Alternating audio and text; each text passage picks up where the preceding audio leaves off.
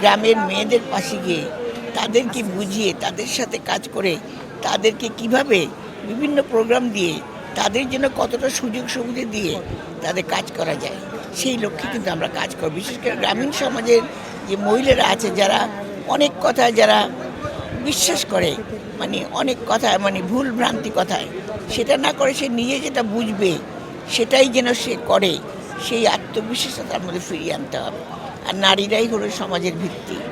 কাজেই এই নারীকে যদি আপনারা ক্ষমতা না দেন সত্যিকার অর্থে, গ্রামের মেয়েরা কিন্তু সত্যিকার অর্থে কিন্তু তারা সেই অধিকারটা পায় না। আমরা তো সারা জীবনই বিএনপি রাজনীতি করেছি এবং বিএনপি রাজনীতির যে লক্ষ্য ছিল সেই লক্ষ্যটাই হলো নারী ক্ষমতায়ন, গণতন্ত্র উত্তরায়ণ, সমান অধিকার এবং সেই যুবক ছাত্র শ্রমিক থেকে শুরু করে সমস্ত পর্যায়ে।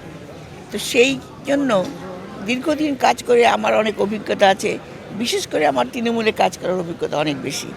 কাজেই সেখানে আমি চাচ্ছি যে একদম তৃণমূল থেকে নারীদেরকে মানে গুছিয়ে এনে তাদের আত্মবিশ্বাস ফিরিয়ে দিয়ে তাদের জন্য বিভিন্ন রকম প্রোগ্রাম করে কাজ করে তাদের অর্থ সংস্থানের ব্যবস্থা করে। আমাদের প্রধানমন্ত্রী অবশ্য অনেক কিছু নিয়েছেন, তার পাশাপাশি আমরা কাজ করে যাব, সেটাই আমাদের প্রত্যাশা।